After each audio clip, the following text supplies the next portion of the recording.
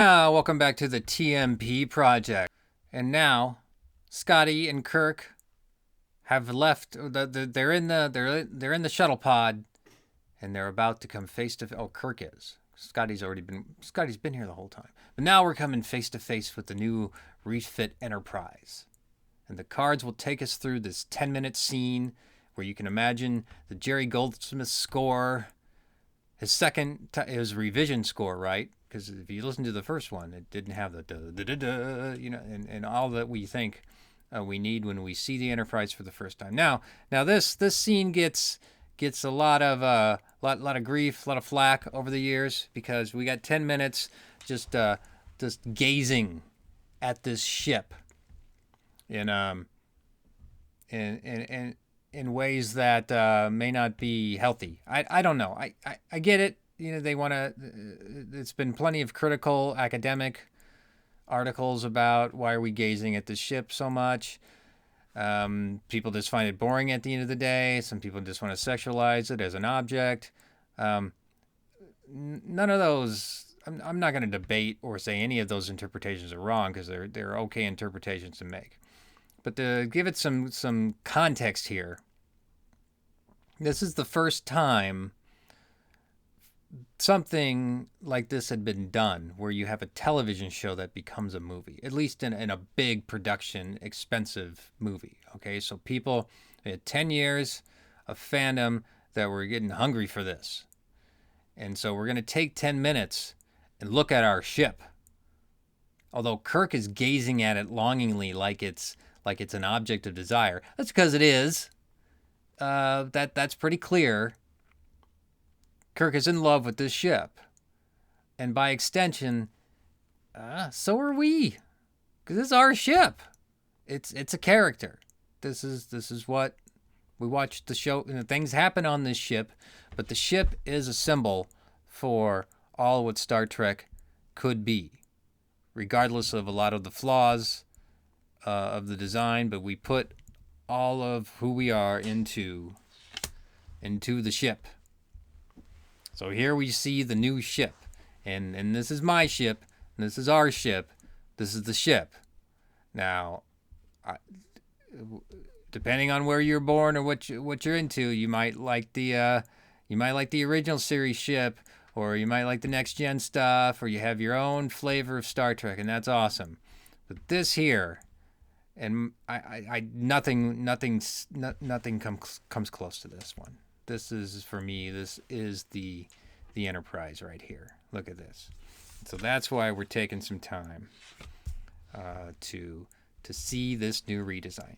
Now, on a practical level, why didn't they just create a brand new ship? That totally makes sense, but we're gonna put that one in a box, all right? Because this might as well be a brand new ship, but that's where we just gotta accept it and move on. And that this, what was it, 18 months? That seems a little too short of a time. And here it is. It's the only ship that can save us because no one else is around, I guess. And here it is in the dry dock, and we're seeing it ready to go. Now, the nice thing about the 10-minute scene, you can listen to this in various commentaries. I'm not saying anything new. But Robert Wise takes a long time to set up this reveal shot, and it's in sync with the Jerry Goldsmith's score. So for a while, we're seeing bits of the ship, but we never see the whole ship. And then it takes time for Kirk to maneuver around in his little shuttle pod, or really Scotty's doing the piloting, right? And then we come face to face with the ship, and there it is. And in some scenes, especially in the director's version, you see Kirk reflected in the glass.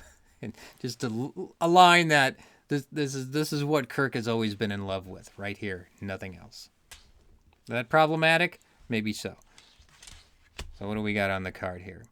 So we know this scene, it is 18 months, okay. Redesigning, refitting the Enterprise, and now we got to launch it, but it's not ready, and we know it's not ready, and it also explains that the movie was not ready either. So we had paralleling the chaos of this movie and not having things done on time and right and all that. We had an incomplete ship. Here's some more cards from the 79 set, rebuilding the Enterprise. I've learned the lesson now about flipping these over. They don't reveal anything for us. See this shot of the Enterprise coming. So I took them out of order. I should have ended with this shot because that's the big reveal. I gotta remember to count the cards. What was that? This is no. That's what the cards did. 12 and 13. So there we see the back of the Enterprise. It's a rebirth. So we have redesign and rebirth. So now this is just becoming an individual here, even when we describe it. So the dry dock. What are we learning here? Look at this. Look at the language. Newly born infant. I mean, that's where some of the critical stuff comes in, where you're not only anthropomorphizing this model of a spaceship, you're sexualizing it at the same time. Retain the classic lines. Boast an updated matrices, blah blah blah. So we know all this stuff. So there it is. Here we go. What's next? See the front of it. It's just like it's a peep show. That's where this and just, I have to talk about it to really kind of see it. That's how I'm working through this stuff on a show like this. But yeah, the Enterprise reveal section is a peep show. It's Kirk's peep show, and it's ours. We're seeing pizza. We're getting all worked up, and then we have those money. So here we see it from Kirk and Scotty's angle here. Reunited. Look, and I mean, come on. Somebody was really clever. I wouldn't say clever. It's kind of obvious, but redesign, rebirth, and reunited. Here we go. It's happening soon. He's going to enter the Enterprise. That's why this whole 10 minutes gets a lot of well-deserved criticism. I'll give you that. Yeah, that's true. So card 14. I don't know how much you can describe Scotty just piloting a little travel pod, but here it goes. Finally, they approach the port. Scotty maneuvers the pod so it can back into and mate with the port. Come on. I don't even have to comment on anything here. The card, whoever wrote it's doing it for me. Oh my. So here we go. Reunited with the starship and the two officers. But come on. Mate with the port. So I didn't anticipate I would be talking about these angles with these cards too soon, but I don't know why I wouldn't anticipate this. Even reading, obviously, Roddenberry's novelization. These sexual undertones in this whole movie, I would rather not think about, but I have to acknowledge that they're there. And we'll get to the orifice later, I'm sure. And it's not just the hit you over the head stuff with Ilea android bot or whatever she is in her little pajamas or shower, whatever. But all right. Okay. And even when somebody, hey, do you need me to help you get? No, I know my way around my girlfriend. Here we go. I'm okay. All right. So there they are. They're still going. This is a unique one because this is all set dressing, filming the shuttlecraft. So this shows you how they're filming it. That's kind of cool. I didn't realize that. But of course, on the back we just get a bio of DeForest Kelly. So, that's what are you gonna do? All right, so we're still seeing spectacular starship. Now, this is not from the dry dock scene. I just thought I'd just group them together if we're just talking about the Enterprise now. And the Enterprise from this angle. There we go. And I want to point out, the ship lit itself. Right? That was a genius behind this model where you only had so much going on with how to light it. So why not put lights onto the ship so we can see it? So that's a pretty genius move for that model. And again, nothing on the back. And here we go, back in operation. Now, Star Trek 2 didn't reflect this, but the deflector dish here, I'm not going to get it right. But I think if it was warp, it was blue.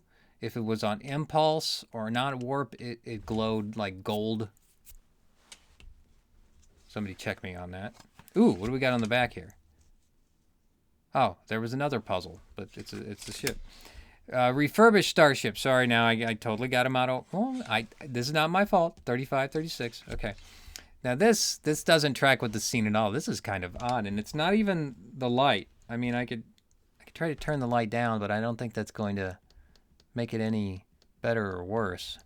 And get back to the light. That's just what the card reveals. That's an odd shot. It almost makes you think it's one of those exposure shots where they have to light the model in a different way so they can match it with the background sections, because there's nothing going on here. So that's my guess on this. And finally, well, we have the two rear views here for the Rebirth, and this is what the the Enterprise rear view. This is what we've got going on here. It's kind of an upper, and we see the nacelles, and now this isn't. I've zoomed in here. This isn't bright at all. I'm not gonna. What did I do?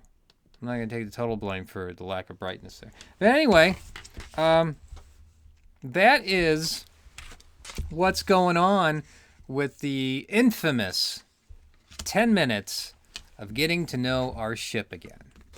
And it can be interpreted in many particular ways, and no one's wrong here. I enjoy the scene. I do. Obviously it has some subconscious sexual overtones and ownership in it. Looking at, I already just touched on those a little bit. But in a way, it's for all of us, and that's the ship. And we're never going to see that again in any kind of Star Trek movie. Not for that long a time, not with our attention spans. Hey, there's the pod right there. There's the little travel pod right there. All right, so we're getting into the movie. It's going to be happening. It's going to be happening soon. What comes next? We go see the new ship, and we are reunited with our crew. Woo! And now we're in a vortex. All right, thanks for staying along with me. For those of you that did, it's appreciated. And I hope I'm not too annoying, but that's on you. And if you have comments, let me know. I'm always happy to hear from folks. All right, have a good one. To be continued.